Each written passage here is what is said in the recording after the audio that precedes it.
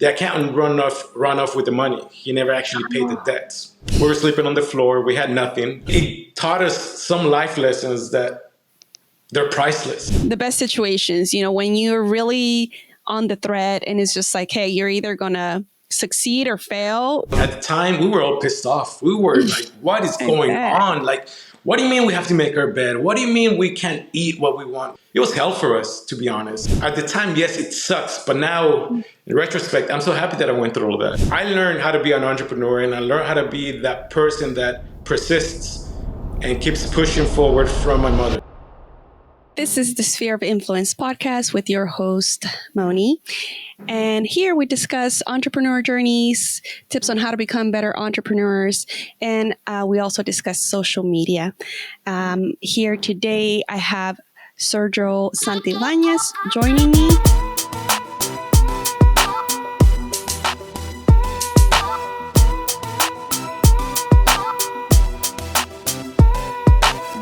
It is such a pleasure to have you. Thank you so much for making the time to be here.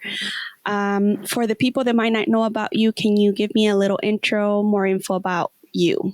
Hey, Moni. Well, it's a pleasure being here. Thank you so much for the invite. So a little bit about me. I'm an entrepreneur at heart. I've been an entrepreneur since the age of 16. That's when my brother and I went on our first joint venture to become entrepreneurs. And I come from a family of entrepreneurs my whole life, ever since I was a kid. So that is almost embedded in my DNA to go out and do something for yourself and to try to build your future. So that's my whole life is entrepreneurs. And that's what I do every single day. And to this day, now I'm a coach and mentor, and I mentor other entrepreneurs for them to be able to succeed and grow their business and reach the goals that they're trying to achieve. That's awesome. So 16. Yes. It must be a Hispanic thing. I feel like Hispanics usually start working a lot sooner than most people. So tell me about that journey at 16. What was it what was your first business or how did that start with you? Oh man, so it's a long story. So pretty much it started because we had to come to this country. My parents had a business in Mexico, and at the time, they did a business transaction and they had to pay a large amount of money. And this is a story that not a lot of people know about me. So they paid the money, they gave the money to the accountant. We're talking about millions of dollars. The accountant run off with the money. He never actually paid the debts.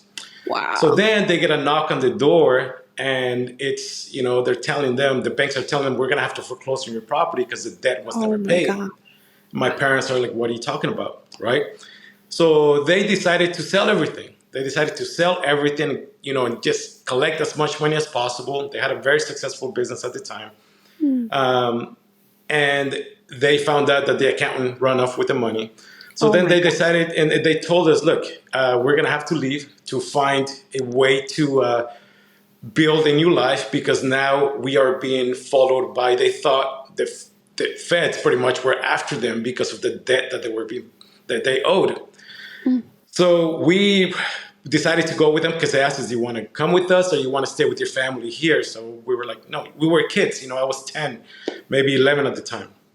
So we said, of course we want to go with you. So long story short, we travel all throughout Mexico, all the way from Mexico City to Cancun area, all the way to the border area in Nuevo Laredo, Tamaulipas. And from there, we began working as a family to build our new future, right? So we went from us having the lifestyle that everybody dreams of, as far as, you have your mates, your chauffeurs, your cooks, your everything. We didn't have to do anything as kids. We just asked and it was given to us.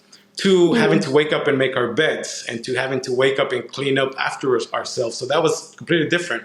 Right. Not only that, we began to work after school in Mexico. So my mother would begin by receiving or buying sweaters from our family members that still had their factories, and we would sell them after school. We'd just go to supermarkets and just drape cars with our sweaters, and then we would sell sweaters to make ends meet. So that's when we began to learn, I think I must have been 11, 12, to how to talk to people, how to convert someone into a sale and how to, read people so that I could actually sell our product. Because if we didn't sell our product, we didn't have money to eat. So that's how our journey began. Now, we could not, and then my parents, luckily we had a visa and passport. So my parents would travel to Corpus Christi, Texas, and they would go buy used cars and sell them in Mexico. We started doing that, but we still couldn't find a way to actually really thrive, or they didn't see any way out of just, it was a bad area. I mean, you're talking about the cartel area, you're talking about, it's just really, really bad. So then one day they were told that there was a family member of another family member and a cousin of someone that lived in Anaheim, California, right? So they said, you know what, we're gonna go to the United States and see what happens. Luckily, again, we had a visa and passport, so we just drove over here. Turns out there was a family of us, family of 6, and we arrived in a house of another family of 6, and it was a 2-bedroom house, so there was 12 of us living there. We were sleeping on the floor. We had nothing. We really had nothing. It was a great experience because it brought us all closer together, and it was humbling because it allowed us to see a different type of life, and it allowed us to appreciate everything that we had before, and now everything that we were able to obtain for ourselves. So by this time, I was 13, and we arrived here, we needed to work.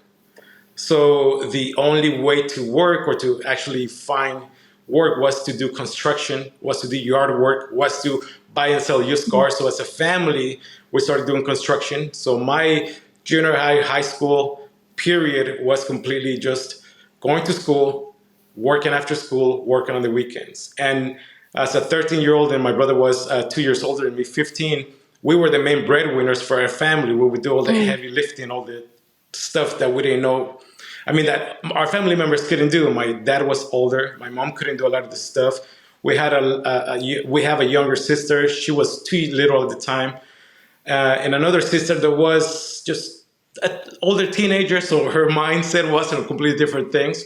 Right. But the amazing thing was that I learned how to be an entrepreneur, and I learned how to be that person that persists and keeps pushing forward from my mother. She's the one that kind of held us together. And when we first walked into that job that she agreed to remodel a home for an investor, real estate investor, we had no idea what we were doing. She didn't have any idea what she was doing.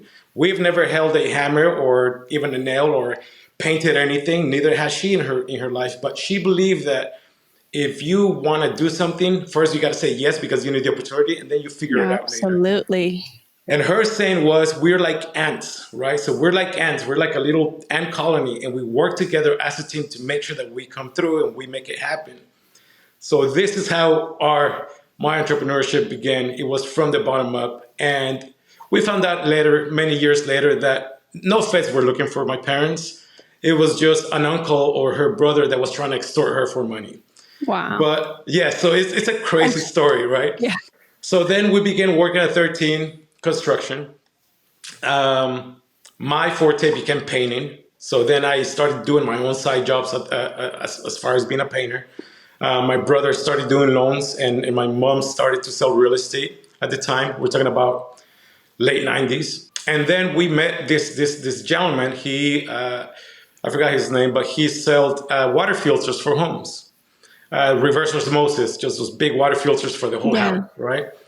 And he came to us, says, I see that you guys are hard workers. At this time, my brother and I had 2 different jobs, and we were still attending high school. And he said, how about do you guys want to sell water filters? And we said, we don't know anything about it. So we're like, but we'll try it. Yeah. So he gave us a little training, gave us a little badge. Actually, on my Instagram page, I have that little badge from back when I was 16. And I was a water filter technician. So we would go door knocking. And that was another humbling experience because door knocking at the time, my English is not that great, but at the time, my accent was heavy. I was a kid. I was wearing my dad's dress shirts and pants. So it was so baggy, it was so loose. It was not fun. And we had a little suitcase, my brother and I, and we would just go together on the weekends, door knocking to try to sell water filters. And it took a lot. It took a lot of tries. It took a lot of effort. It took a lot of consistency. And my mother was the one that always pushed us. But there's one thing that stuck to me with my dad. My dad would always My dad was a person of very little words, but whenever he Mm, said something, it was very profound, right? So he said, right. before you knock on the door, before you actually get out of your car, whatever you're doing, just picture yourself going into the house, signing the contract, and coming out, as a successful sale. You sold the product. So that's what my brother and I would do. We would sit in our car before we would get out, before we go knocking, and just picture ourselves, and we tell ourselves, we can do this. We can sell these water filters. And we began selling water filters. And that was our first joint venture as entrepreneurs. And I was 16, he was 18, turning 18. And that's what we did. And that's how we began earning a little bit more money while I was still in high school and he was graduating. But yeah, that was my first experience. But I give you the background story because it's more than a Mexican thing, right? It's more than, and I see it with a lot of ethnicities, it's just more out of necessity. It's Yeah. something that you have to do. You have no choice. If Yeah. you don't do something, we don't have, I mean, not to talk bad about anybody else that has the parents that provide for them, because I have plenty of cousins that are very well off, but it taught us some life lessons that they're priceless, right? And they're Right. priceless, and it gives a different perspective of life. And it gave me the tools, and it gave me the understanding of sales, people, how to persevere, how to keep pushing, understanding that it's not going to be easy. And we learned that at a very early age. So to me, my point of view about life, it's very simple. It's not complicated. And it gave me a power that I really, really enjoy having, and that is appreciating everything that we have, and knowing that if you really want to achieve something, as long as you really focus your energy on that and you try to be the best at what you're trying to achieve, it'll happen. There's no such thing as impossible. And yes, it's more than a Mexican thing. It's a necessity thing. It's Yeah. just necessity, and that's how we become entrepreneurs. It's by mistake. Life happens, and then you're stuck. And what are you gonna do? You gotta swim or sink. That's it. You have no choice.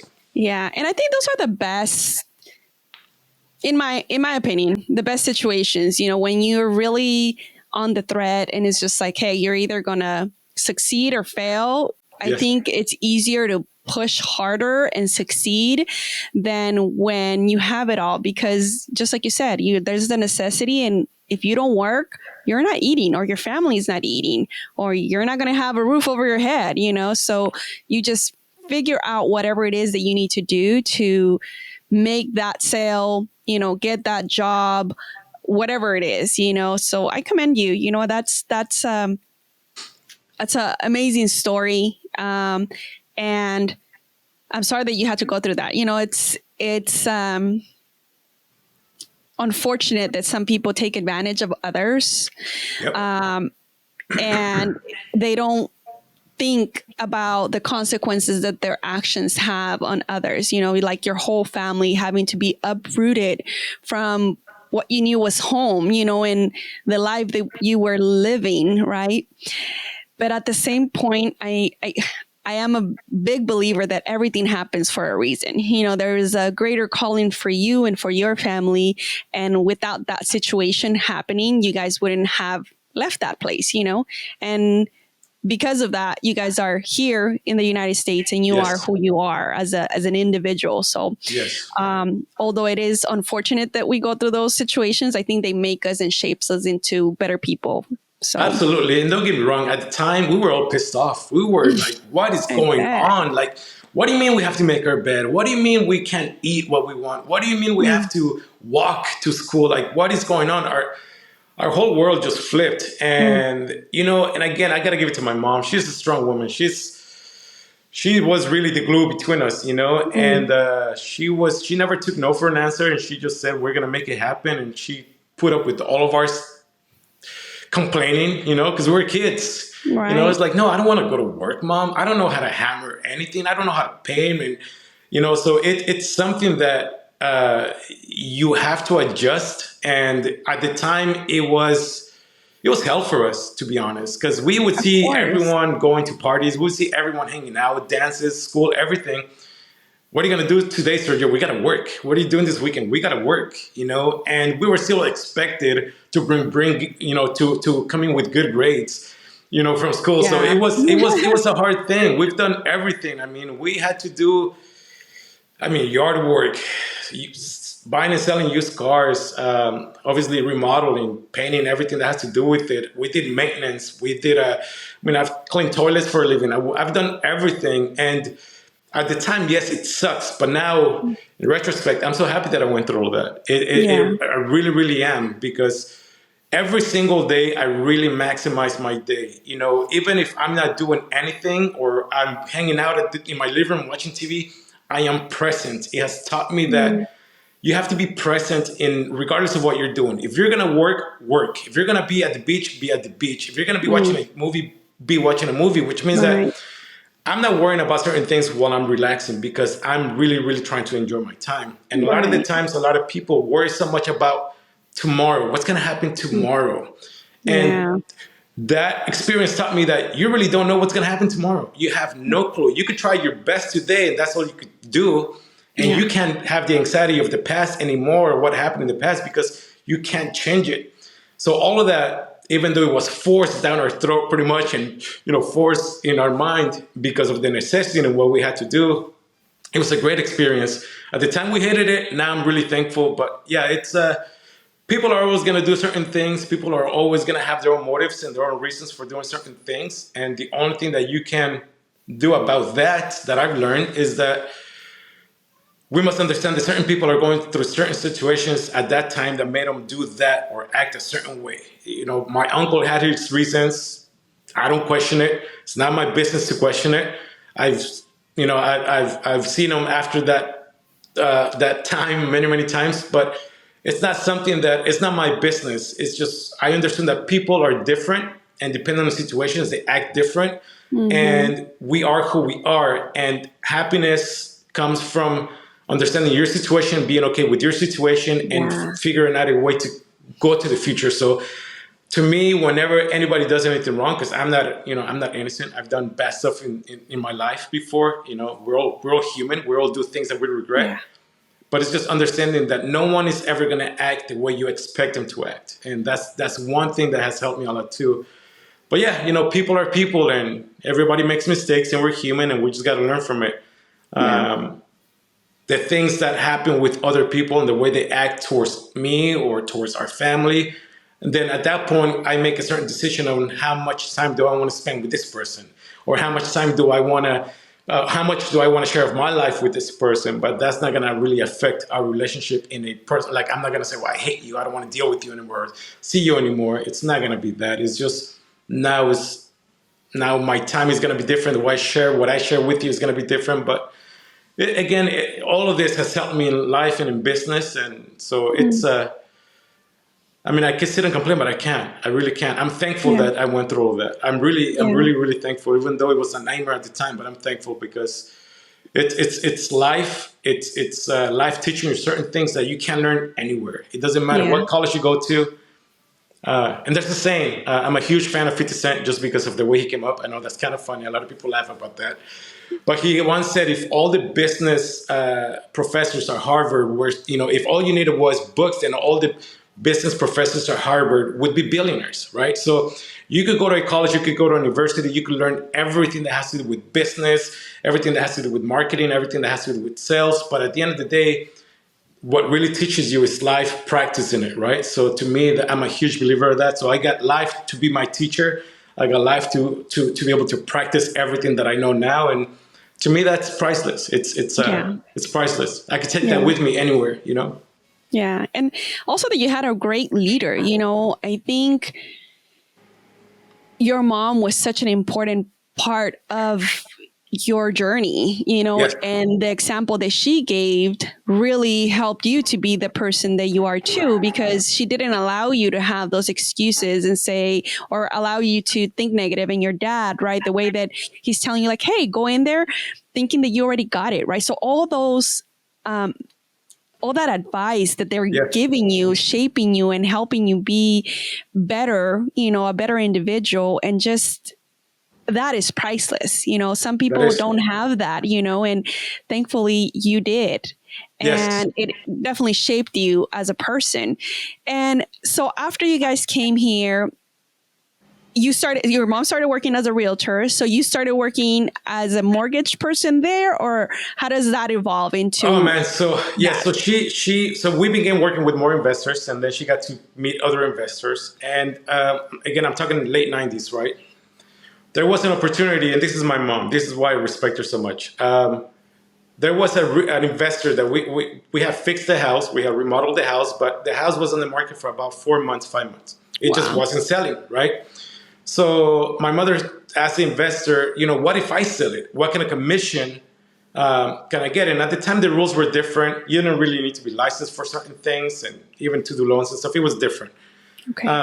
So the investor said, okay, if you sell this house, I'll give you $3,000. Now, mind you, we used to make $3,000 to remodel the whole house. So to her, making $3,000 off of a sale, that was huge. That was like a ton of money. That was a ton of money.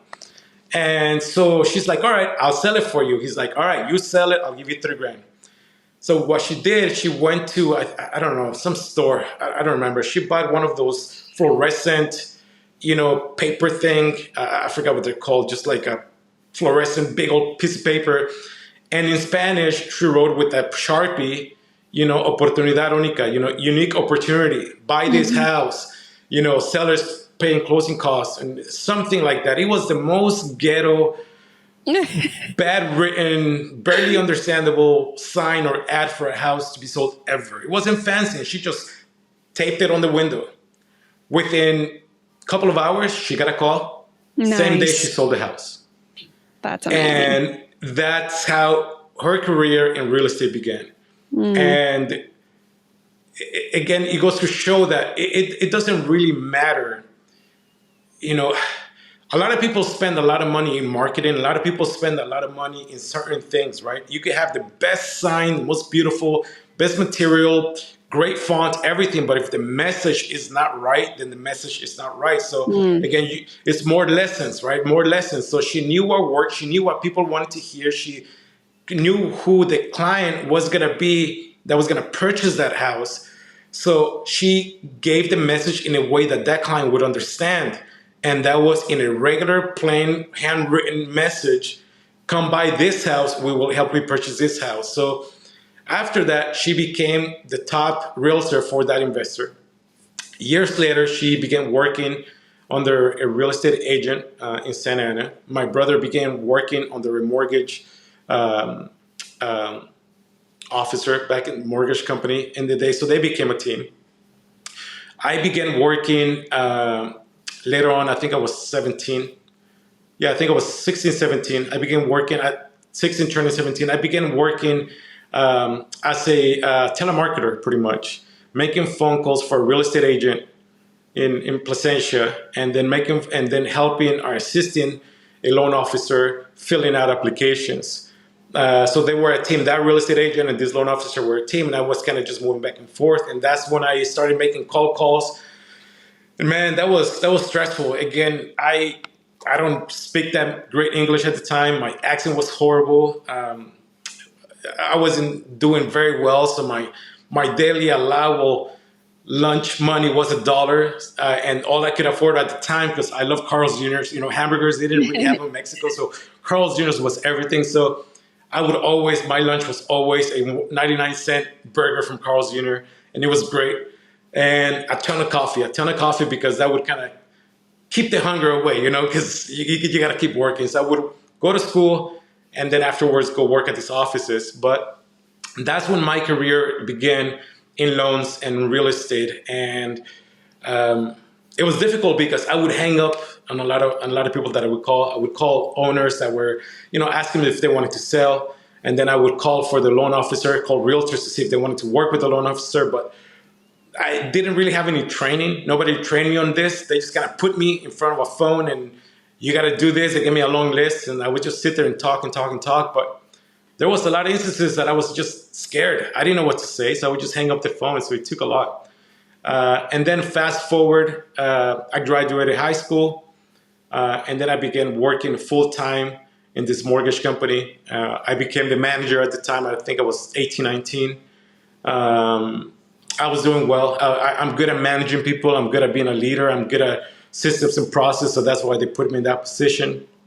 And that's when my career doing loans began. This is before the 2008 crash, obviously. Mm-hmm. By the time my dad passed away when I was about 20. And by that time, I was recruited to go work at another mortgage company where my brother and my mom were working at in Santa Ana. And at that time, I was killing it. I was trained. That's when I met my first mentor. His name is Luis Gonzalez. This guy reminds me of the Wolf of Wall Street. This guy is just on all the time. He's just on. He just knows how to talk. He knows scripts. He knew everything. But the one thing that he told me was this and taught me was this. He said, look, I'm going to give you a lot of information and I'm going to tell you a lot of things of how I do things. But you need to be yourself. Don't ever try to be me. Just take whatever you can use for yourself and use it and apply it to get your business. Right. And that stuck, one. And second, I still had the fear of making phone calls. And at the time, we had a huge call center. So calls would come in if people were interested in doing refinances, purchases, whatever. But I still had a certain fear because I was always, my fear was, what if I don't know what the answer to the question is? Plus, I'm young, and they always ask me, well, you sound really young on the phone. I mean, I was a kid. So to get rid of the fear, we had a meeting once, and it was a huge company. It was over 100 LOs at the time. And he did a training. He put me in front of everyone and made me pick up the phone and call someone. And surprisingly, I failed miserably. I did really, really bad. But what that taught me was to get rid of the fear. After that, I didn't have any fear because I was already embarrassed in front of the whole office. And not one person made fun of me. Not one person said, you suck. Not one person said, oh, that was horrible, Sergio. Like, what are you doing? Everybody was like, all right, good job. And everyone gave me their pointers. And I took that. And then I kept practicing. And then after that, overnight, I became the top producer.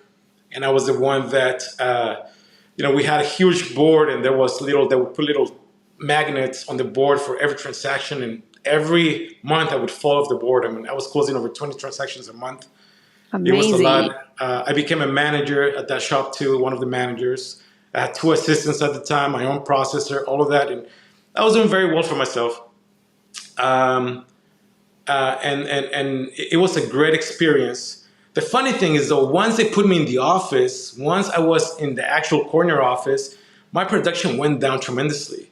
And I noticed that I like to be in the action. So I asked them to move me back to a cubicle. So then I just had 3 cubicles to myself, or to my 2 assistants to myself. But, I'm not the kind of person that likes offices. I think because I've been on the grind my whole life. So I just like to be around people. I like to be around the mix. I like to hear things. I like to get up and walk around and make a phone call, or, sometimes even play solitaire in between calls just to get my mind off of what I'm doing and just start fresh. But that is how I began in the mortgage industry. It was built by relationships. The cool thing about that is that even though my mother and my brother partnered up, I started on my own. And this was kind of heartbreaking for me because my mom told me, your brother and I are a team, and I don't think you'll fit in with us. So I was like, all right. So again, another moment of my life, but I don't know if she was doing it on purpose. Mm-hmm. I still ask her sometimes, like, why did you do that? And she said, well, because I knew you could do it on your own.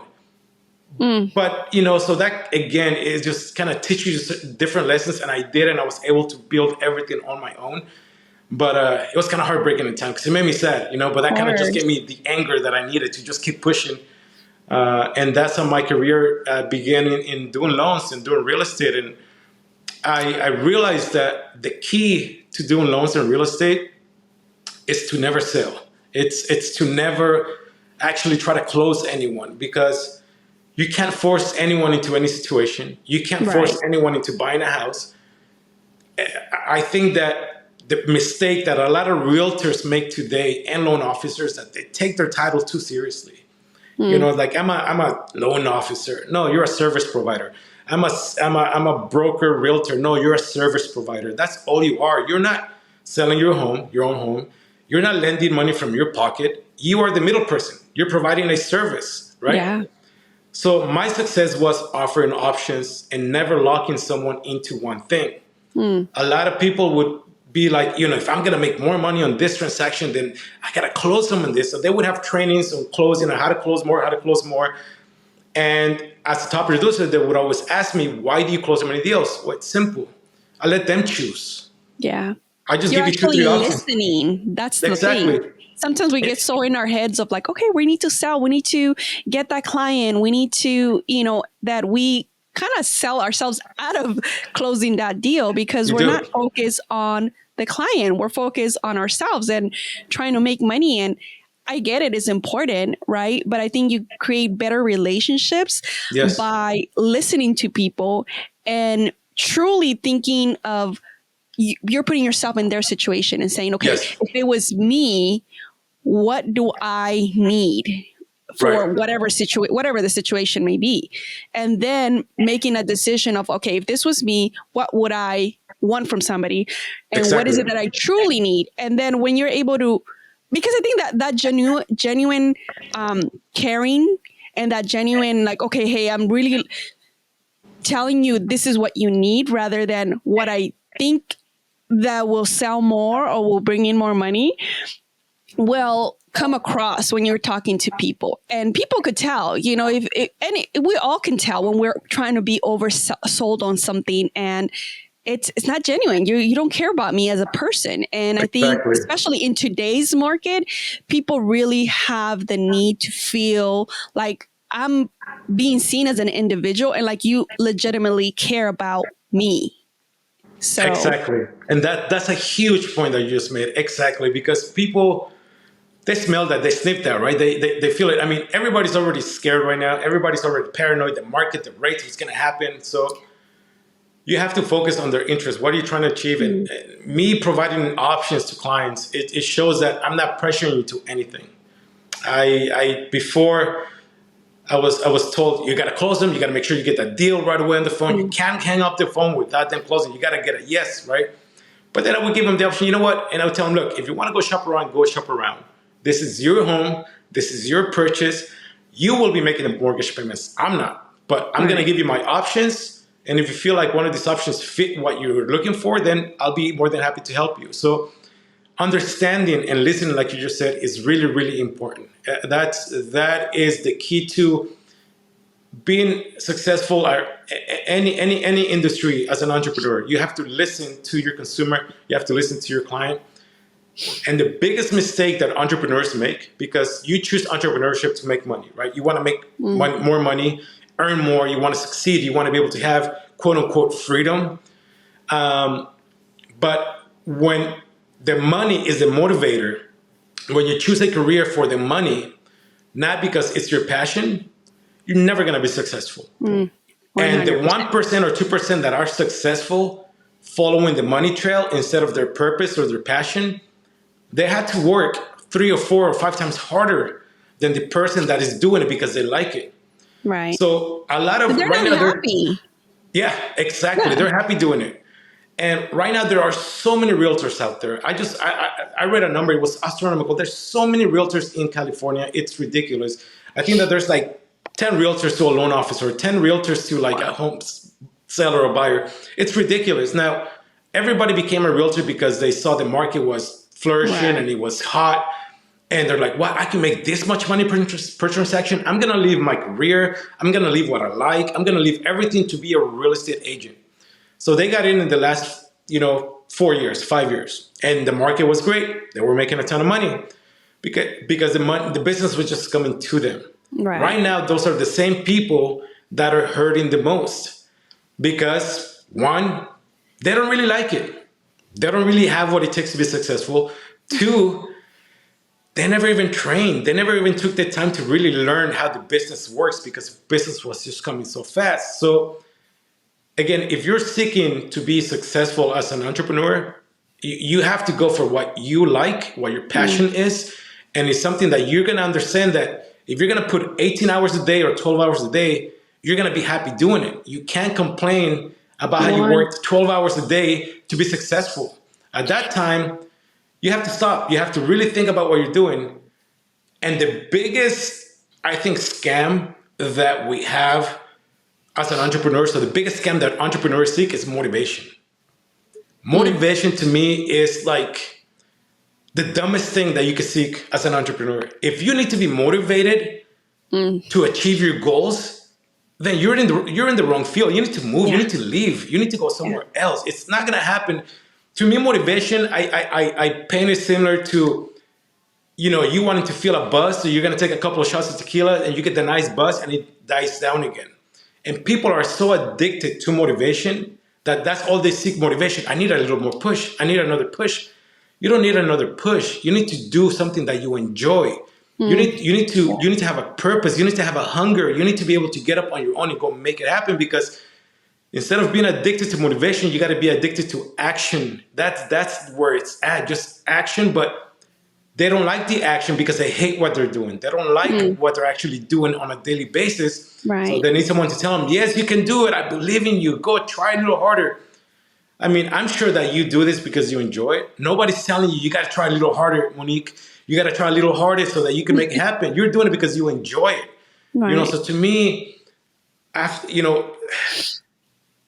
if you have a motivational speaker or if you have a motivational coach, you need to fire them and you need to find something else to do. Or you need to find what drives you, what pisses you off, and you got to look at yourself in the mirror and understand what you want out of life, what you want different, and get pissed off at yourself, no one else. If you aren't making it happen, and don't worry about what happened yesterday. Don't worry about what's gonna happen tomorrow. But every day, work towards that goal. But you Yeah. need to really just get rid of the motivation and develop the hunger to be able to continue, because that is the drive. That is what drives you. That's what motivates you. And again, that's what I learned with all these entrepreneurs, or with the market, or real estate agents or loan officers. It's you can't chase the money and expect to be successful. You Yeah. can't. But It's just not like gonna you happen. touched on a very, very important point, and the point was, well, a few of them, right? The first one being, what is your drive? Like the driver of why you're doing things. I think a lot of people just, I mean, there's people that obviously have kids, they have parents, they have all these things that they could use their drive to, right?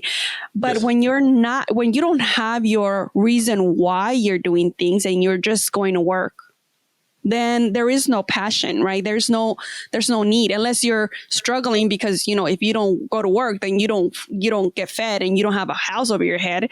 That's the only motivator, right? But for some of us, like for me, like my mom is one of my motivators, right? Like just wanting to retire her out and have her not work as hard as she does, right? That's one of my motivators. Also to help my business owners, right? But ultimately, finding that reason why is very important. And then what you said, finding something you actually want to do, because it could bring you all the money in the world. But why would you leave a job that you're not happy doing to do something else that's going to bring you money, but you're still not happy doing it?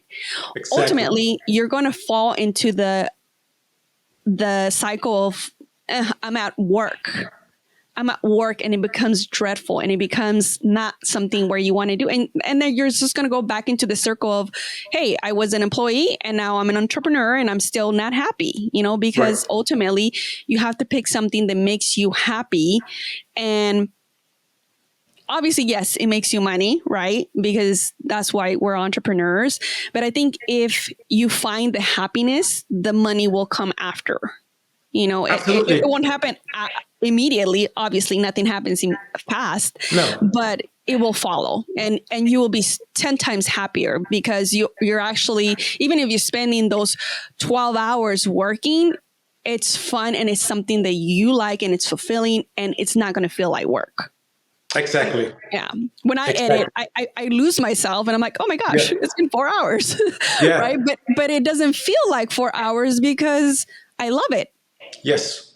It Yes. tickles And my that is the creative key. brain. Yeah, that Yeah. is the key. And that's, see, to me, freedom, it's more than financial freedom. To Mm, me, freedom is being able to do what you love every single day, I right? love that. That is freedom to me. That's Mm, not, I mean, I've made a ton of money before. It's kind of funny, but I've earned a lot of money. I've had the houses, the cars. I mean, all that stuff that people seek as far as success, right? But I was miserable. I was extremely unhappy. I was not, I mean, I was pretty much eating myself to death. I was 215 pounds. I actually lost 65 pounds. I was very, Wow. very depressed, you know, and driving in a G Wagon and just eating my nachos on the side, or, you know, I'm not even lying, because I was not happy with what I was doing. I was not Mm. happy with my life. And so to me, I wanted to seek that freedom. So I climbed that mountain, right? I climbed the mountain. I wanted that Mercedes. I bought my first Mercedes when I was, you know, I think it was like 18, 19 years old. So I achieved what people think success is, right? Success. Yeah. Everything, all that stuff, all the material stuff. But I realized something that is very, very important. You've heard of the rat race, right? Everybody's in a rat race. You Of just keep course. running, keep running, keep running, right? And you can't get out of that little spinning thing, the wheel, because then you fall off and then you lose everything, right? Well, everybody's in a rat race, but they're just in different levels of rat race, because when I was making a ton of money, my expenses were also tremendously high. So I was not able to really enjoy life or to have the freedom that to do what I wanted to do. You become enslaved to a different level of rat race. Mm-hmm. So after I lost everything, I was very, again, once again humbled, but in a different perspective. And that's when I began to change my life. But I realized that the most beautiful thing, or the freedom that we could have, is to actually live our life in our terms and do what we want to do for a living, and get what we want out of life. You know, and it's very cliche, right? We only get one lifetime. That's it. You don't get another one, as Yeah. far as I know, right? So why would you work, you know, let's say I have a lot of friends, I have a lot of people, a lot of our Hispanic community, right? They'll work 60 hours a week for someone else, and they're not willing to work 60 hours a week for them, for Yeah. themselves, so that they could actually have the freedom to do what they like, right? Yep. The money's gonna come regardless. You don't have, like you said, it's something that we have to do out of necessity to pay our bills. We have family, we have kids, we have moms, we have parents, but you could do it little by little, one Yeah. step at a time on the weekends after work, and Yeah. start building your side hustle. Start building what you want to achieve in 5 years from now, and then live the life that you really want to live. I can't see myself, you know, let's say if they give me a salary for $1 million, right, every single month, but they tell me, look, Sergio, you have to be at work at 6 a.m. and you have to leave at 6. You get 1 hour lunch, and you do what I tell you. I can't do that. I'd rather make freaking 60,000 a year and do what I want to do, and hopefully one day earn $1 million a year. Right. So to me, that is freedom to live the life that I want and to enjoy my life the way I want to. And that is something that I'm not willing to trade anymore. And that, I mean, every day I'm actually happy with what I do. Sure, it's freaking tough sometimes, and it's Yeah. stressful, and sometimes you feel lost, but that's part of the journey. And Yeah. not every single day is a bed of roses and, sunshine and all of that, but it's different. I'm building something for me. I'm building something for other people. I'm helping people build their lives and achieve certain things, instead of having a boss tell me, you need to do what I need you to do. It's different. Right. So to me, Yeah. that's freedom. I work not necessarily for money, but I work to be able to have the freedom to do what I want to do when I want to do. I want to live my life the way I want to live my life. If Right. right now, after this call, I feel like I want to go to the beach and hang out and work from the beach, I can. And I've done that many times. And again, this is the freedom. And it hasn't been easy. It has taken me many, many years to get to this point. But that's what I try to teach everyone, and try to, anyone that I keep bumping to, anyone on the street, doesn't matter. But to me, it's always, what do you want out of life? You know, what are you trying to achieve? Sure, a Mercedes looks cool, but I'm cool with my freaking 10-year-old car. It's paid off. It's good. I don't need Yeah. $1,000 payment. I don't And need it's also that. the I think the problem with we're always trying to live up to somebody else's expectations Yeah, you instead got to of, keep up with the Joneses, right? yeah, and for me, it's anything is fine as long as it's for you, right? Like for me, Sure. I could go to a nice store and buy me something, but I don't have a problem going to Target and getting something else from there too, right? Yeah, It's yeah, not about appearance.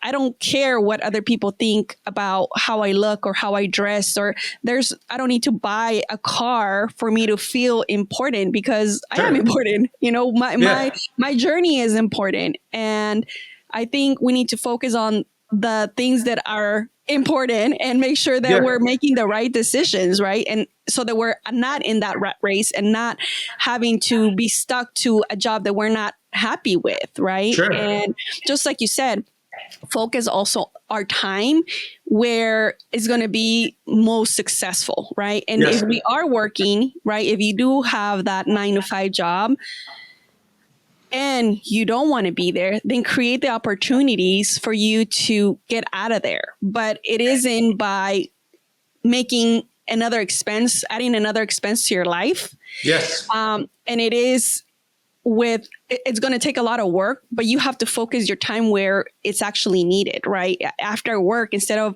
watching TV or going to drink, on the weekends, we could hang out with people, but if you don't, and you focus more on, hey, those 8 hours that I could be working an extra shift on the weekend, then I'm going to focus it to making something for myself. And if we guide our time where it needs to go, then we could thrive and go away from the situations where we don't want to be. But exactly, but exactly.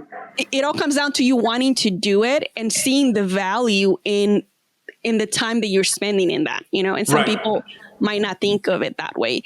because we're so used to instant gratification. We need to, Oh, as soon as yeah, possible, things need to come yes. as soon as possible, and it just doesn't happen that way. Especially with social media, I think we see that a lot where we're just seeing the good times The and end people being result, successful. Yeah. But you don't see the end that it result. took them Oh, it's 5 years to grinding. get there. Yeah. Yeah, I think that that's a huge subject right now. And don't get me wrong, there's a lot of people that they just don't want to be taking the risk to be an entrepreneur. That's fine. But the ones that are trying to make it happen, those are the ones that I'm talking to right now. Yes. If you're happy with your job, look, I have a ton of respect. You're working, you're Yeah. providing for your family, you're not doing anything wrong. I really put my hat to you guys because it's really, really difficult to do that day in, day out. But if you are really an entrepreneur, you really want to succeed, you got to really just wake up and make it happen for yourself because somebody's going to hand it to you, right? And touching with the sphere of influence, right? What are you doing on the weekends? What are you doing, in Friday nights? There's I used to be that guy that would go out all the time, and sometimes I wouldn't even drink, but I just wanted to feel like I was hanging out with my friends. So it took a lot for me to just tell them, you know what? No, I'm working, and they tell me, oh, you're boring. You're boring. No, I'm just doing what I want now. So now my lifestyle has changed. But with the instant gratification, it's so crazy. I mean, with this whole crypto thing, NFTs, all that stuff, people see that on Instagram and they're like, oh, if I work really, really hard and I invest $5,000, I can make 50,000 in 30 days. It's not gonna happen, right? I actually did a video about the secret to success, right? Or how long does it take to be successful? And you said it takes people 5, 10 years to be successful. You read all these stories about talk about people like Grant Cardone even, or just these people that really have been in the business for a long time and they've hit it big, right? And everybody wants the shortcut. And they believe that if they do certain things that overnight, Yeah. it's going to be, they're going to reap the benefits, but it doesn't happen that way. These people have grinded for years. They have had sleepless nights. They have lost friendships, relationships. I mean, they have focused 100% hyper focused on their goal. And everything that they do does not include sitting down and watching a 3 or 4 hour game while getting messed up on the weekends. They're working on their craft. They're working on their goals, what they're trying to do. So it's important to think that, or to realize that there's no such thing as overnight success. That is the biggest lie ever. Whatever you see on social media, like you said, is the best of the best. And when people ask me, well, how do you feel about a lot of people on social media? I don't believe half the stuff they post. I don't care what you're posting. It doesn't matter to me. I don't even care if you're posting in front of a car. Like if you're having a Lamborghini, that's great. Where do you live? How's your family doing? What kind of savings do you have for your family? That's what I'm interested about, because I've lived in apartment complexes before in City of Irvine. It was a nice complex, fine, but people with Ferraris, Lamborghinis are parking there to live there, and I'm sitting and thinking, I live here too. I know what kind of life this is. A lot of real estate agents and loan officers too. When last 3-4 years, you saw them posting their Ferraris, Lamborghinis, all that stuff, right? Now they're downgrading because now they don't have the same lifestyle, but they're living in a condo, they're living in a townhome. And to me, it's just get your priorities straight. Stop faking it to making it, to make it, and understand that there's no such thing as overnight success. So if you see someone that it's has made it, understand that it took years and years of just in and out dedication every single day. There was no shortcuts. There's no such thing as a shortcut. You're never gonna find one. You can keep looking, but if you just really invest that time and energy into becoming better at what you do, and not only that, but pick one thing that you want to become better at. You don't need to have 10 different projects or companies. Just be the best at what you want to do and achieve. You will make it happen, but it's going to take you 5 to 10 years. And then you're going to see the end result.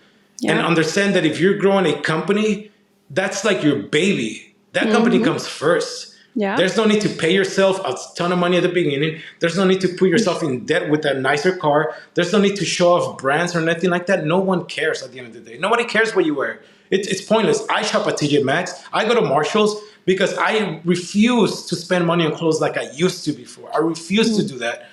And if you notice, a lot of this stuff, I don't even wear name brand. I refuse to show any name brand. The only name brand that I try to show is mine, my stuff, because I don't want to have anybody else's last name on my chest or my back. To me, that's stupid. Even with jerseys and things like that, why would I have somebody else's last name on my body? I don't make any money off of that. So just understand, treat your business like a baby, put the money back into your business, and be 100% dedicated to your business, and you will make it happen. Definitely. Overnight success doesn't happen. Be proud of who you are. Put your last name everywhere. Put your company name everywhere. Spend money on that. And like you said, instead of hanging out with your friends on the weekends, what new course can you take? What can you do better to automate your system? What can you do better to better your processes? What can you do to create a podcast? Like things that you can do. And also think about your sphere of influence. A lot of your friends and family members are the worst people. Sometimes they're the ones that hold you back the most when it comes to your success. Not because they hate on you necessarily, not because they have bad feelings towards you or against you, or they don't want to see you succeed. They just don't want to be left behind. They don't want to see educated enough too. Depending on how they grew up, they might have a certain point of view of life and what life needs to look like. And it's fine if it works for them, right? Just like you said earlier, like anybody could, if you're happy with your job and you're not trying to get out of it, that's good for you. That's amazing. That's awesome that you chose a field where you're happy. But living our lives through somebody else's opinions really doesn't work. You're not going to have a happy life, Never. And people sometimes are afraid of failure, right? And that's why they might say, oh, you shouldn't open up a business, or you shouldn't whatever. But they're not doing it ill will. They're really doing it because they care about you. They love you. They want the best for you, but they don't know what is best. If they're not succeeding already by themselves, then maybe you shouldn't listen to that advice, even though it comes from an amazing place, a loving place, a caring place. Sure. If they're not successful themselves, then you might want to second guess that advice and really look at the people that are being successful and taking those advices instead. Yes, exactly. And fear is a big, fear holds everyone back from trying anything. And it's, to me, fear is a normal, it's just an emotion. Fear isn't real, right? It's just an emotion. Right. And to me, fear is pretty much, if you have a door in front of you, right, that you have never walked through, you have that door, and somebody tells you don't walk through the door because you don't know what's back there, right? Your brain is going to start reacting in a way that is going to try to protect you from anything that could happen as soon as you go through that door. Yeah. But once you open the door and you go through and nothing happens, then your brain's like, all right, now I have a memory of this, right? Now I know that fear is, there's no fear to go through the door. You shouldn't have any fear of going through this door again. So the uncertainty, that is your brain protecting you from anything that could happen wrong. So you have to understand that it's just an emotion, but it should never paralyze you or hold you back. Yeah. And people run away from failure so bad because I believe since we are kids, nobody wants us to fail, right? We grew up in a system that you are graded on everything you do your whole life. Yeah. So if you do something bad, you did bad. Don't ever do that again, right? If you got a C on something, oh, you're about to fail. You better bring that to an A. So it's important to understand that this is the way we are programmed since we are kids. Don't ever fail because failing means a bad thing. Failing means that you get in trouble. Failing means that you're gonna, get spanked or whatever, right? It's not good for you. But Right. understand that failing is the best thing that could happen to you for many reasons. But the most important thing is because you actually tried, you move forward. And second, now you learn something. If you don't fail, you're never going to learn anything. Yeah. Nobody really.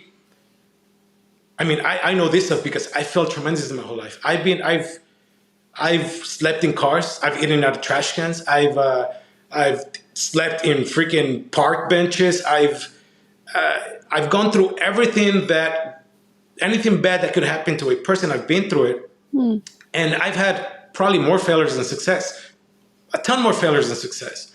But that is why I understand that failures are lessons, and you just learn from that. So to me, if somebody says, I don't want to fail, I tell them, please fail at something. Please fail at something. The moment you fail at something, you're learning something. And that is the exciting part. And you get to enjoy the journey and sit back, and instead of saying like, damn it, I failed. Like, how could I do this? I'm so stupid. Now I think about it like, all right, what did I do? What do I have to do different next time? All right, let's try it again. And then it becomes almost like a game. It becomes a challenge, right? Yeah. And so failure is your best friend, and fear is just an emotion. I don't believe fear is real. It's just simple emotion. It's just your brain trying to protect you from something that you haven't experienced yet. Yeah. So don't ever run away from fear. To me, fear, if I feel fear about something, situation, I push through it. I don't fight it. I want to see it. I want to address it.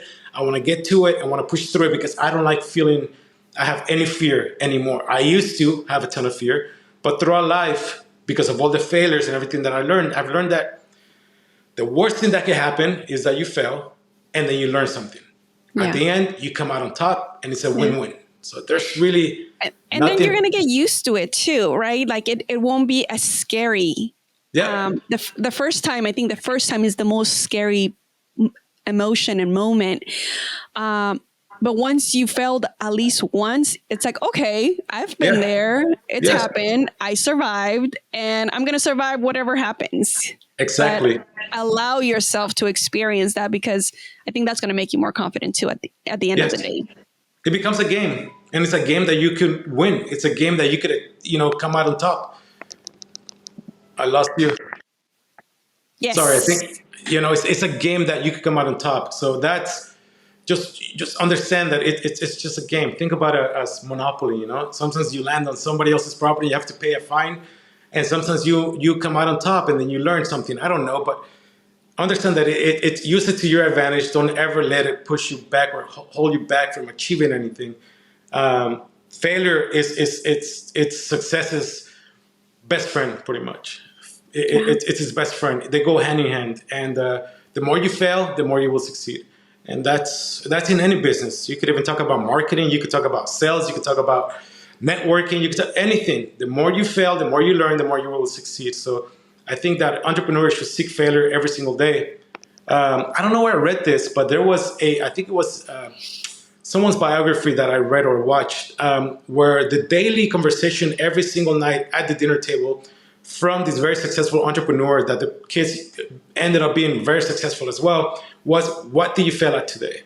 Their goal was to fail at something every single day, because that meant that they were learning something. And then the dad would give them their opinion, would give them their feedback, and then they would try again. So failure should be a part of your life, and you should not look at it as a negative. It's actually I don't even say failure, I just call it a lesson. So I just changed it in my mind as lessons. Failures are lessons. So what did I learn today? Instead of saying something negative, what did I fail at? Just what did I learn today? What is it that I need to do better? And then just continue from there. Yeah. And it removes the negative connotation to it too, right? If you think, failing instead of like, okay, what lesson did I learn? It just changes your mind. Like inside your brain is already changing. Exactly, And it right? doesn't have, it doesn't have that negative connotation. It's not as So, heavy. It's not as yeah, heavy. It's like, what did I learn? It's better. So again, it's just having that way of spinning it to be a positive thing, and you could do that, but just not make it such a big deal. It's not that big of a yeah, deal. yeah. You know, It it's really not that big isn't. of a deal. It Yeah, really isn't. I think we make it more of a bigger deal because we're focused on what went wrong and the failure of it, and then also because we might think we want to come across, we all want this acceptance, right? Acceptance from people, and we want to look good, and that's like our nature to want to have that in our lives, right? We want to be sure, liked, but so it's hard, right? It's like going against your nature. But know that by having those failures, you don't know who you're actually impacting, right? Because you might be inspiring somebody. You know, it's like, hey, absolutely. if they could do it, then I could do it.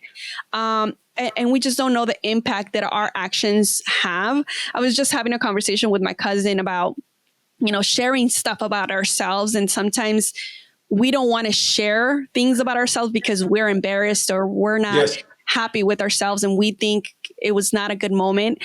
But we need to think about it from a different perspective, not so much about us, but about people, and how sure, sharing that and sharing our failures and sharing the things that maybe we're not happy about with somebody else. When we share those, they could learn from them, they could grow from them and be absolutely. inspired by it, but don't focus on yourself, focus on others. And I think if we live our lives focusing on other people's, like in everything that we do, we would first be happier, and we would have a better world, really. It's like if you as a business, instead of focusing only on the numbers, you're focusing on providing the service and like, how do I make this the best service, the best experience for my client?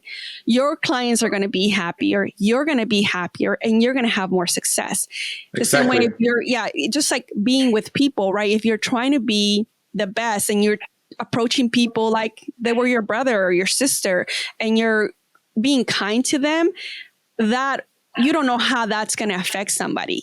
Somebody might be having a bad day, and your touch with that person, that conversation, that advice could change their whole world. So when you're doing something, do it for others and don't think of yourself. Exactly. I think doing good for others is very, very important, and you're right about that. And I look at it as this: look, when I was on my lowest, and like I said, I was eating out of trash cans. That's a true story. Out of the Sorry to top of hear the that. trash can. No, it's all right. It's just, again, I'm thankful that I went through that because Mm-hmm. it opens up your world, right? So to me, there was a guy that walked up to me, and he just handed me $100. And I Mm, said, it's all right. And I almost wanted to push it back. And I said, it's all right. He said, no. He's like, we're human. mm, We're all together here. Everybody yeah. has ups and downs, but you're a human being. So go get something to eat, put some gas in your car, whatever. Mm, Because I told him some of my story. yeah. So that touched me, right? So that Yeah. touched me. I'm So like, oh. that is the reason why I decided to become a mentor and a coach. Mm, And not necessarily, I mean, I'm doing it obviously because that's my job, but I'm not that kind of guy that's charging you astronomical numbers that you can't afford, because right. I want to, I get such pleasure and joy, and genuinely I feel happy when I see someone succeed. When I could talk to you in a certain way and you listen to me and you go out and you succeed and you feed your family and you are growing and you're flourishing. To me, that is the best thing. But I had to go through that to understand that we Mm, are all trying to achieve certain goals, and right. our definition of success is completely different. A lot of people don't even really put monetary, because I've done a lot of polls, as something that, financial gains as their definition of success. They just want to be healthy with their family. They just want to have Mhm. family and be happy. So I realize that everyone has a different definition of success. So Yeah. I want to try to get you there, whatever that is. And we are all part of the same group. I mean, I'm Christian. And so to me, we're all God's people. We're all human. We all have feelings. We all have problems. We all have everything. So it's always good to be there for someone and to always give them advice and to always be there. And you're right. Sometimes we have to be those people that share that advice with certain people that sometimes they don't even ask for it, but we just share our experiences and share our advice so that they understand that it is possible and they understand that we're human and we go through the same experiences. Yeah. And a lot of these people clam up and they don't want to share what they're going through because they're embarrassed and they're like, oh, you know, it's just happening to me. Yeah. Nobody else is going through this. You know, I'm going through this situation. Nobody else has gone through it. So they kind of go in this dark, I guess, corners, you could say, for lack of better words. So you sharing certain information to them, you have no idea how much that helps. And when you share it without any sort of conceitedness, you know, or I'm better than you or anything like that, I'm just giving you advice, this is what happened to me, it could be priceless to a lot of people. So yeah, it's important to think about us as just humans, as just people that is trying to be better and be our best. And we all have our motivators or the reason why we're doing things. And my definition of success could be different from yours, but that doesn't mean that I'm not going to help you out or I'm going to give you advice because I feel like, oh, she's not like me. You know what I mean? So or that's I'm more important. successful because I'm this. Yes. So yeah, it's understanding that, and also understanding that to never really put, like you said, so much emphasis onto what other people are going to think of you. Right. You know, there was a period of my life that personally, and this is, I went with the wrong people just simply because I was looking for someone to love me, right? I wanted someone to like me for who I was. I wanted someone to understand me the way I wanted them to. But I searched for that in the wrong people. And that is one of the reasons why I was very miserable for a lot of my lifetime. Throughout my whole life, I've always wanted that. It took pretty much life and God humbling me to the point that I was stripped of everything to understand that I had to love myself first, right? That's where happiness comes from. Loving 100%. yourself 100%. Yes, right? So liking who you are, enjoying yourself in your own body, your own skin, everything. The moment that happened, I realized that other people's opinion of me really don't matter. They don't make or break me. They don't sway me any other way. So it's important to understand that whenever you are out there following your dream or following your success, you can't really focus on what others are going to think of you, because there are going to be probably, if there's 100 people, probably 50 of them are not going to like you and then 50 might like you. So at the end of the day, it's about connections and building your sphere of influence, right? Building those people that like you for who you are. So the best advice that I could give is love yourself, accept yourself, and be yourself. Don't ever try to be like someone else to fit in. When you do that, you kind of just become one of the sheep of the herd, right? So a lot of people try to be like Grant Cardone, right? Because he's very successful. He's great. At the end of the day, yes, I give him his respect. But he sells condos. That's all he does. He sells condos, right? He's a real estate agent that sells condos pretty much. But that doesn't mean that I'm going to be like Grant Cardone. I'm not going to try to be like him, because even if I tried day and night, I'm not him. It's never going to work for me. It's never going to happen. I know who I am, and I have the power to understand who I am and what works for me and what doesn't. So you just I gotta keep following my own road. Right. And then the people that like me for who I am are the ones that are going to follow me. So, and that's totally okay. And that goes again with overnight success or people on Instagram and social media. They try so hard to hide who they are that they just become part of the mix. They just become invisible. They become white noise because they're just a part of the bunch. Right. They don't know how to stand out. They don't realize that the people that stand out, the Grant Cardones, and I keep bringing them up. I can't think of anyone else right now for some reason. There's a bunch of people. We have Alex. Yes, there's a bunch of people, but the ones that are successful, they stand out because they have one thing in common. They're themselves. They don't care about anyone else's opinion. So love yourself, and I'm telling you, life, happiness, everything is just going to come to you. The moment that I began to love myself and accept who I was, that's the moment that my life completely changed 100%, 180 degrees. It just complete change. I met my now current wife, and I'm living the dream. I'm Nice. doing what I love. I'm happy every day because I don't need anybody to feel love. I love myself and I love Yeah. my wife to death. Yeah. But even if something were to happen, I'm not gonna go in. I'm not gonna. I mean, I don't even want to say this because I love my wife. I want to be with her for the rest of my life. But if something were to Don't happen, put it out in the universe. yeah, at the end of the day, I love myself and Yeah. I am comfortable in my own skin. So that has allowed me to just be myself on social media and Yeah. never try to follow the trends or never try to do certain things.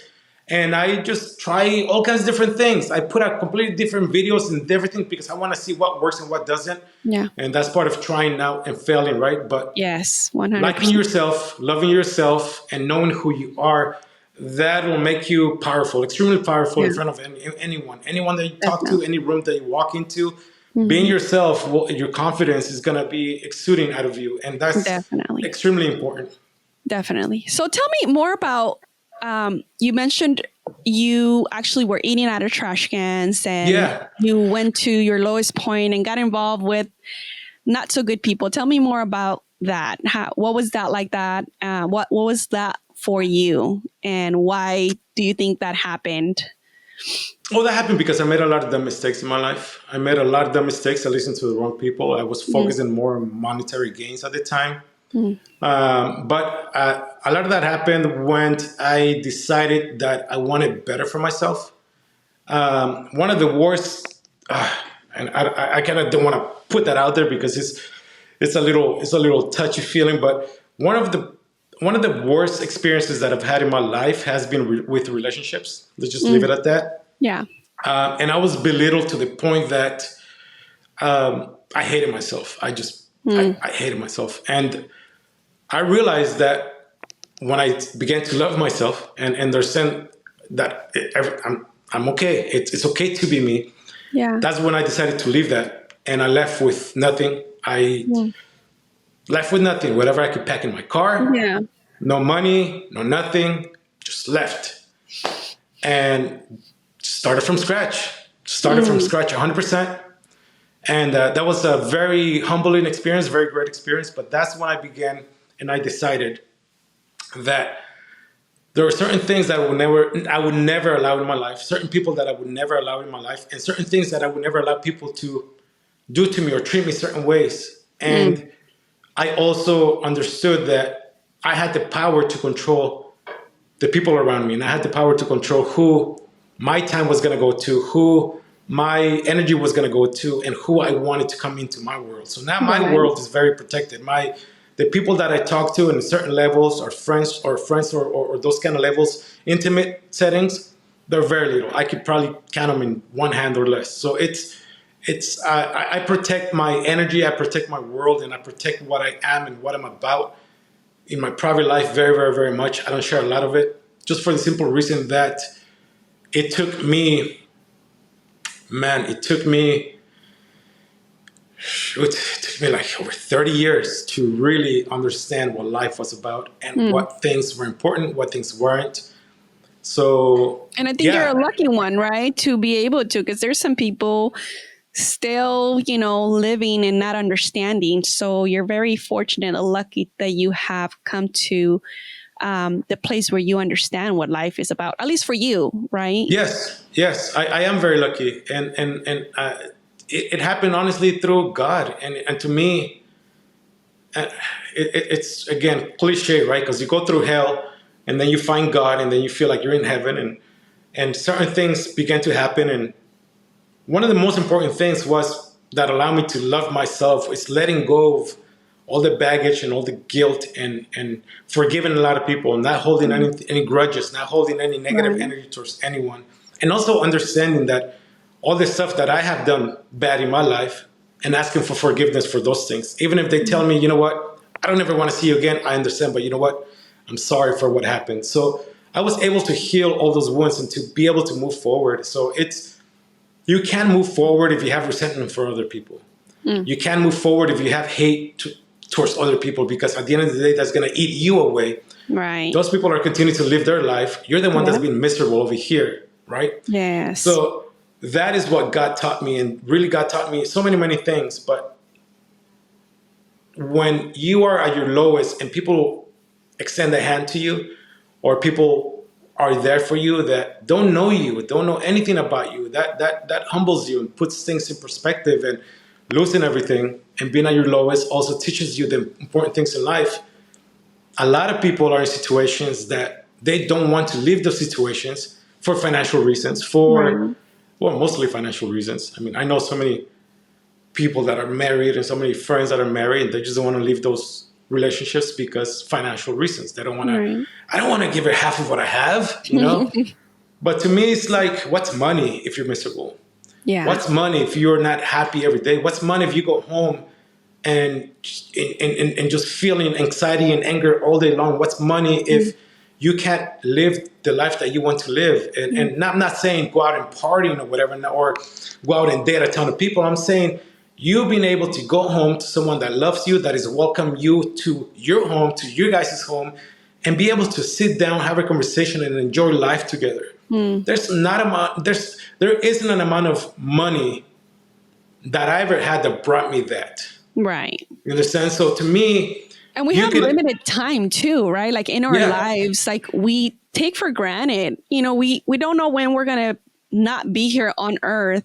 exactly. And why, like, choose wisely where you're spending your time, who you're spending your time with, Yes, because at the end of the day, that is the one thing you're never going to get back, the time, and sometimes, we stay in those relationships because we don't love ourselves. sure, Sometimes it's financial. Sometimes people think for their kids, and I'm not a parent, so I can't speak on it, right? But sure, sometimes we really need to see the bigger picture of like being in relationships, or even whether it's romantic or friendships, that maybe sure. we need to really think about if we should be in those relationships. And Yes, it all starts with loving ourselves, because when you love yourself, then you know what is good for you, what you should allow, what you shouldn't allow.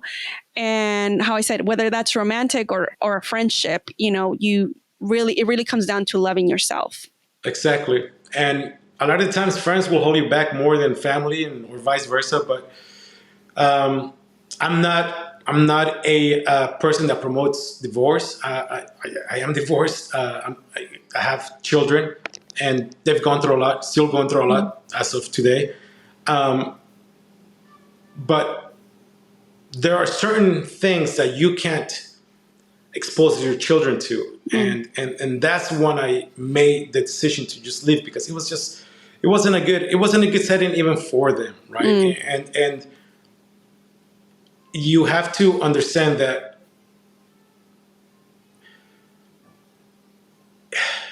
sometimes it's okay to move on, and sometimes it's okay to make the changes that need to happen, because you will be a better parent. Yeah. If you could co-parent, sometimes there's a lot of couples that co-parent better than them being in a relationship. So Yeah. you have to do what's best for your children. And, Yeah. and sometimes it is that. And I'm not an advocate for divorce, but it happened, Yeah. and it turned out to be the best decision that I've made in my life to me. Yeah. And And I it think was, just what you said about focusing on the children, it's important, because I agree with that. How I said, I'm not a parent, but I think it's like you also have to think about what is important for that child. Is seeing my parents fight every single day a good thing for them to see? As much yeah, as you're thinking, oh, we're going to hurt them by separating, is what we're doing currently not conducive to a healthy life for them as well? exactly. And that could be even more, bring anxiety. That could be affect them more in years to come. So it's better for them to have a better environment at both homes, and for you to be able to spend more time with them in a better environment. So that's big. So to me, I think entrepreneurship comes with happiness, and happiness comes with entrepreneurship, and loving yourself and loving who you are, because that really gives you the power that you need to succeed, right? It gives you the power to push through certain things. So it's important. It's Yeah. important. And I know you mentioned you kind of touched relationships with people that you shouldn't have gotten along. How did that happen? What did it teach you? I know that it's not easy sometimes for me, when I came over here. So I'm actually not, I don't think I've shared this with you, but I was born here, but I was raised in South America. Okay. And I came here when I was 13, and it was culture shock, and I'm sure you Yes. felt that, it's just like you come from this entirely different world. And to add to that, you come to a situation that is not great, financially. You can't speak the language. So there's so Yeah. many barriers that happen overnight, and sometimes it is so easy to fall into relationships that are not the best for us, but at the Sure. time they feel like they're great because you're getting that acceptance that we talked about, right? You're getting that Sure. love that you think you're not getting from your parents, where you really are, because they're working their butts off Sure. and they're trying to do as best as they can with the resources that they have. But how was that for you? And what did you learn from it? How'd you get out of it? Relationships are difficult, right? Relationships, sometimes out of necessity, you need to have certain relationships. So also when I came to this country, or where they brought me to this country, you don't speak the language. I'm Mexican, right? So the only people that you could talk to in Spanish are other Mexican people. And the time that I grew up, or I went to school, gang banging and all that stuff was very popular. I was never Right. actually officially jumped into any gangs, but I was just kind of, those were my friends. Those were my people. They were the ones Right. that helped me get my milk for lunch, translate me, take me to classes. So all the homies, as they call it, they were my friends. I still talk to a couple of them, but the good ones. And I went through a lot of things because I was affiliated with them at the time through high school. I had a really bad experience. My graduation party at my mom's house. Long story short, this guy put a gun on my head, and my parents were screaming, and Oh it my was gosh. total chaos. And that's when I decided I will push these people away from me. I will never talk to them again.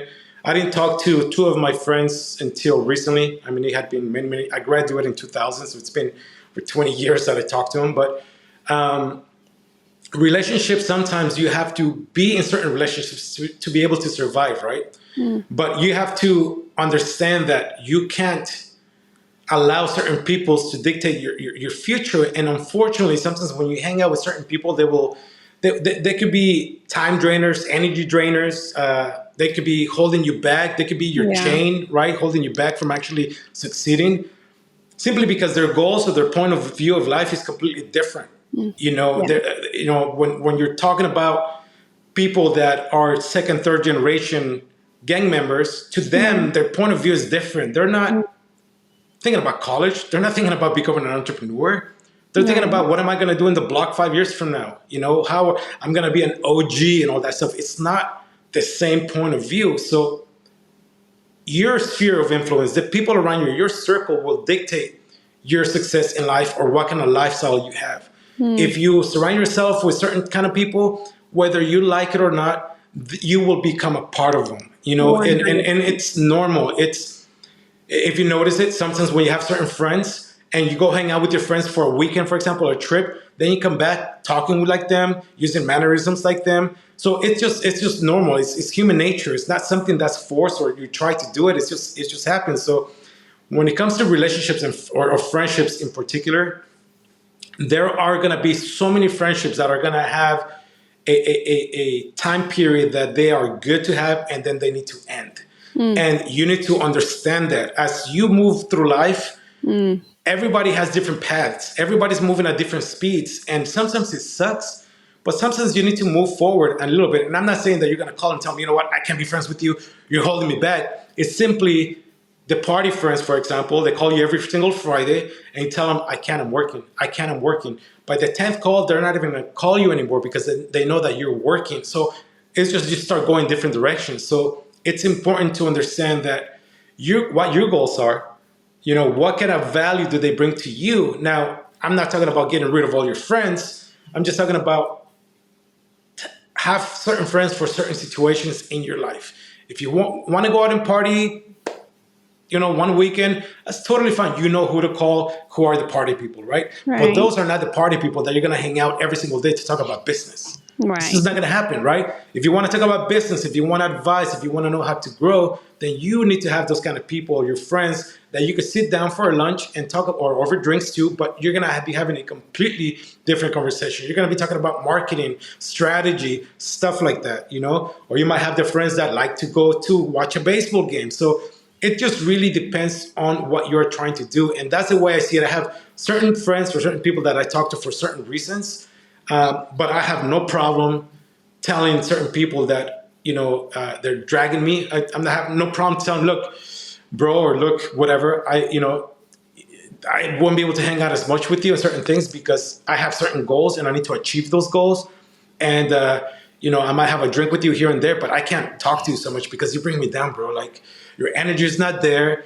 You're negative all the time. Everything we talk about, you have a problem for it, not a solution. And I need to find a solution. And a lot of those people that I've said this to, and this has happened many times, they're like, oh, my bad. I'm sorry. I'll be a little bit more positive. I'll listen a little bit different. And someone were like, all right, fine, whatever. I don't care about what you do regardless. So just call me when you want to hang out. So Yeah. it's just really being able to talk to them about what you're trying to achieve and understanding that not all friendships are going to fit in for every single aspect of your lifestyle. It's not going to happen. If someone just likes to hang out and do nothing, they don't care about you building a business. Like, they don't care. Yeah. They don't know anything about it. For sure. And that, I think, is probably one of the most important things to think about and really bring to the present, as far as really looking at who are the people that are around us. Yep. And how are they affecting us? Because sometimes we could probably be so oblivious to how they are affecting us. And knowing that the people that you hang around with, just like you said, they're the people that are going to influence you. So if you're hanging around with bad people, guess what? You're probably not making the best decisions. If you're hanging around with people that are partying, then you're probably a partier. If you're hanging around with people that are focused on entrepreneur stuff, or that are doing something better with their lives, or studying, or different things, whatever they're doing, if you're hanging around with them, then you're being a part of that. So if you want to succeed, and if you want something different for yourself, then you really need to put yourself in those situations. And sometimes when you come from, backgrounds where, like we've had, we don't have those people readily available to us, but we live in an era where everything's at the touch of our fingers, right? We could look up a meetup for investors or whatever. Go mingle with people that are going to create those, change that mindset of yours that you have, that you and create a new mindset, because they're going to expose you to that, right? If you're talking to somebody that thinks differently than you, that is great. And another thing with that too is like being open-minded to information, right? Even if you don't agree with it, just be open-minded. Know that you don't know everything. Know that sometimes we meet people that will eventually, we might not think like them at the beginning, but eventually with more information and more experience, you'll start to see their point of view and see, oh, okay, this guy was not wrong about X, Y, and Z, So for my people out there, I know sometimes we don't have the best upbringings and the best family, and we don't live in the best neighborhoods. And it's tougher. It's tougher to make the right decisions, but know that you are able to. You have an option, and the ball is in your court, and you have to take action to make yourself better, your life better, your family's life better. But it all begins with you, and you never know if your actions will trickle down to the rest of your family. So do it knowing that for every action, there's a reaction, and then also that you might inspire somebody. Absolutely, 100%. Yeah, you got to let your ego go. If you really want to succeed, you're asking those questions. It's not about ego, because it hurts people like, oh man, I feel like dumb. This guy's so much more successful than me, and he tells me something, and it hurts my ego. It's not about that. Just listen, learn to listen and absorb that information. And it's very important what you brought up about the meetups and asking successful people, because most likely, most of the time, 99.9% of the time, successful people will never have a problem telling you how they got there 100%. and what you can do. Mm-hmm. Never. It's very, very rare. I've never encountered a successful person that said, you know what, no, I don't want to share my secrets with you. Because they're Yeah. comfortable. They understand the process. Yeah, and they know that it's all about that person, right? Ultimately, it comes down to how much you're willing to put in. Sure. It's not an overnight thing, and even if they Nope. share the secrets with you, Yeah. some people might not ever make it because they're not willing to Yep. put in the work, you know. You got And to do then the work. right. And then also, like, when going back to mentors, right? Like, the reason why they're so important, I think it's because they're teaching you whatever they've learned so that you don't go through stuff like that. So Sure. I always come back to, like, hey, if you need to do something, um, find a mentor, find somebody, you know, go pay for their service, go figure out how, if you don't have the money, go figure out how to get somebody that you could afford or even work under them, you know, but make yourself ready, available to those options, and don't think, you know, you touched on a big part of it, ego. Don't let that ego come in and block you from opportunities that are out there. They're Sure. they're out there, but you need to take the first step so that they could continue to come your way. Absolutely. Mentorship is important. I've had mentors throughout my whole life. My mother was the first one, and then I met this other guy, Luis Gonzalez. And then throughout my life, I have mentors. But yeah, it's very, very important.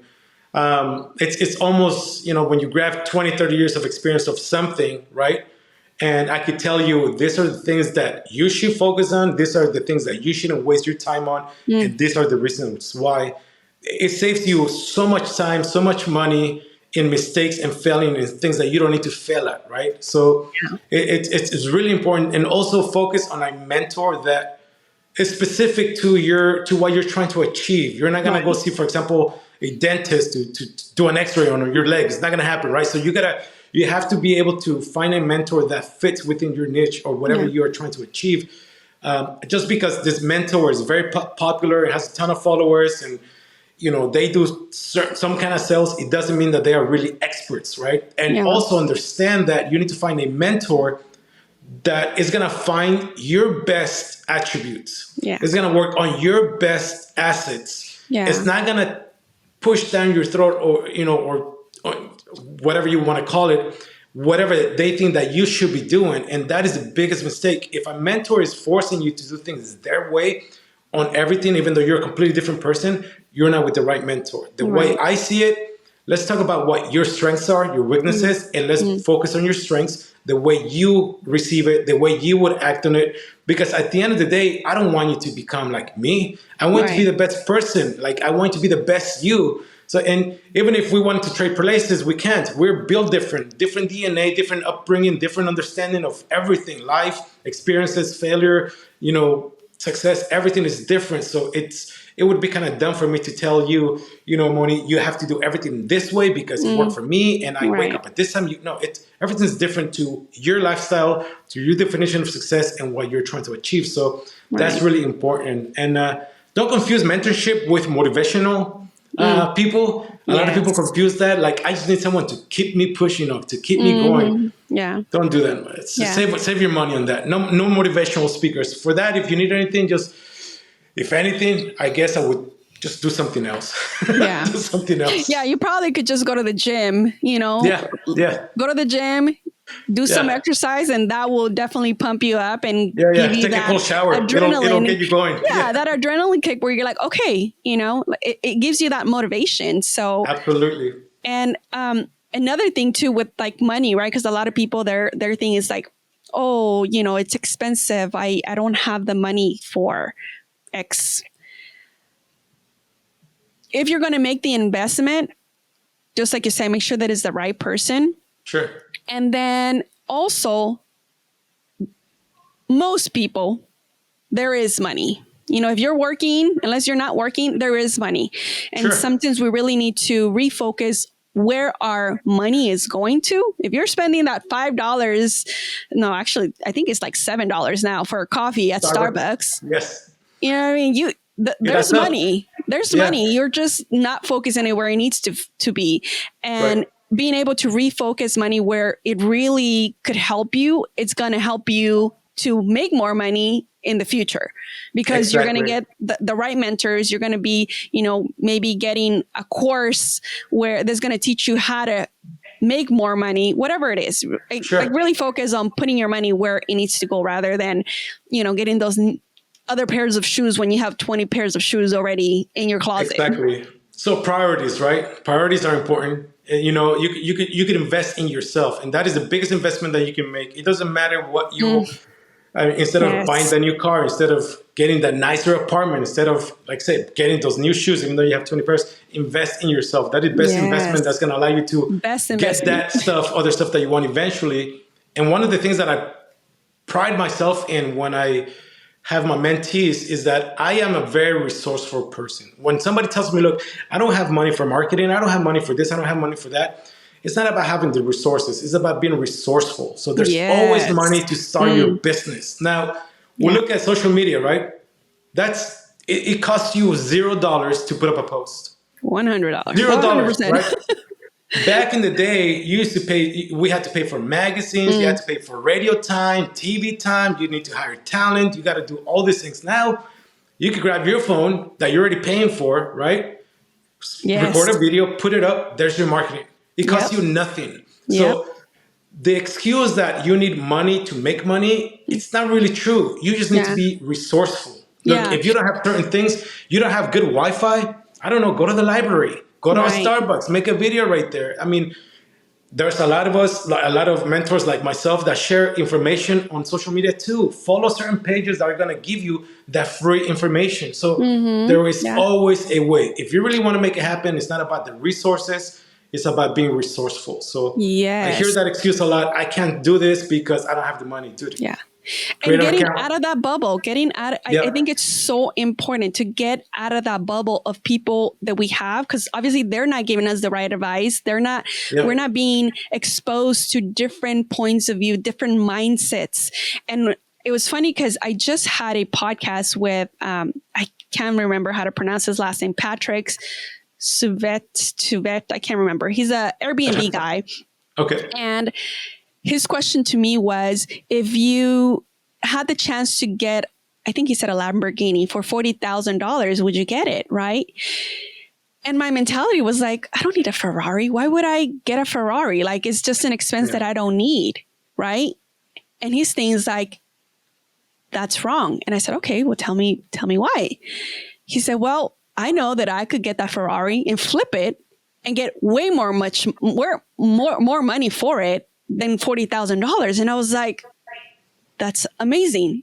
And I didn't have that point of view because I haven't been exposed to that. So to me, I was like, I'm getting a liability. Why would I get a car that's worth so much money and I'm going to be spending so much money on maintenance and everything else? Like, why would I do that to myself? But he was seeing it from the, okay, hey, I'm going to flip this and make more money out of it. Right. But I haven't been exposed to that. So therefore, I didn't have that in my mind. So that's why it's important to make sure that we're around people that are going to challenge our point of view, expose us to points of views that we've never would have thought of on our own. Yes. And that is the powerful thing about being the certain type of person, because they see life differently. They see it as opportunities. They don't see it as, doesn't mean that I'm going to keep it. I could just make a quick buck. Right. And a lot of people would be like, like you said, it's the maintenance. I don't want to deal with it. Like, that's where my mind went directly to. I'm like, why would I get, this is a liability.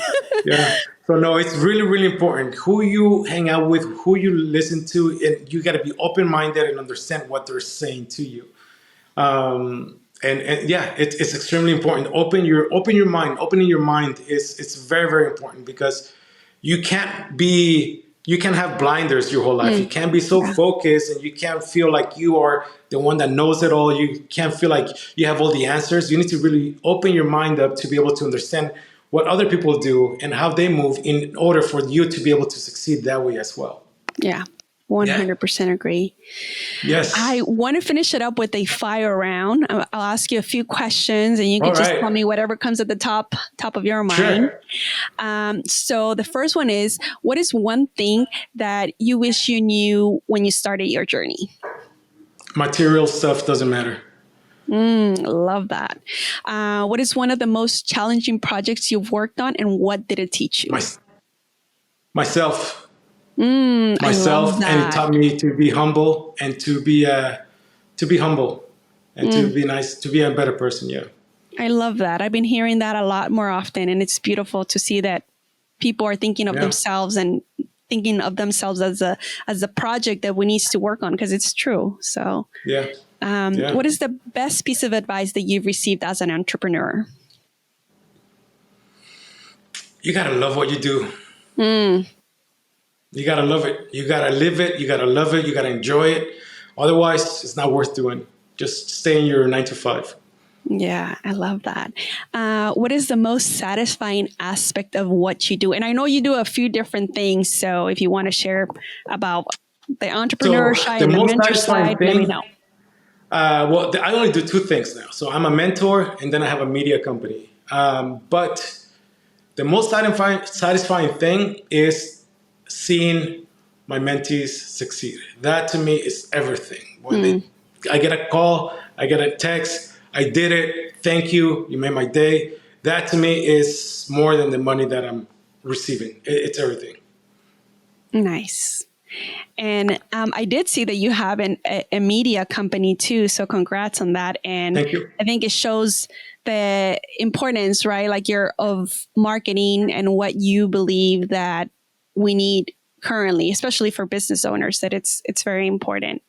And the last question is, if you had any advice for entrepreneurs, especially the new ones trying to get started, what would it be?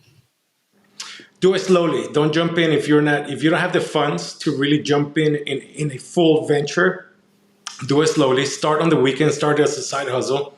Grow it little by little. By the time it grows to a point that it could take the place of your regular job, then fully dive into what you're doing, and also hang around the people that are in that industry, or follow people that are in the industry and learn from them as much as you can.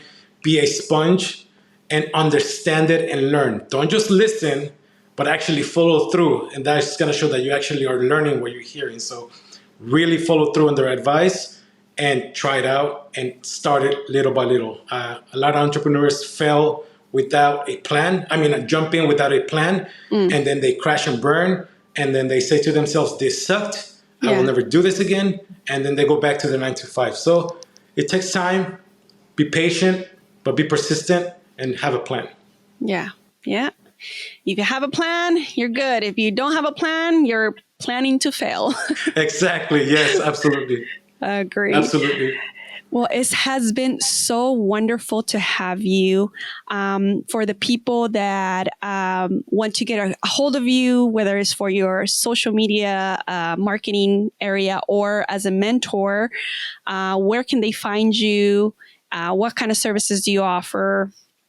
Well, it's been a pleasure being here. It's really been very, very fun. We should do it again. Definitely. For the mentor part of it, you could find me at Instagram at elevate_surge. My company name is Elevate, and I chose Elevate because, again, I don't believe in motivation. I believe in elevating who you are as a person to your goals.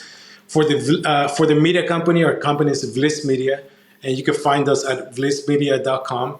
And we offer services like editing, filming, on location filming as well, online content, anything like that. Anything that you need for your account online management, we take care of everything. We jump in, we handle it for you, scripts.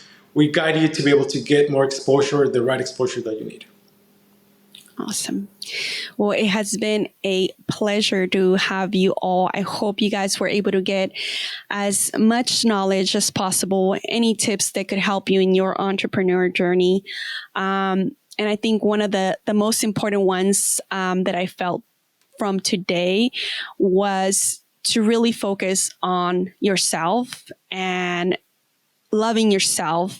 I think it all starts there. Yes. When we start to love ourselves and we get the help that we need to make sure that we're loving ourselves, then you could create anything else from that.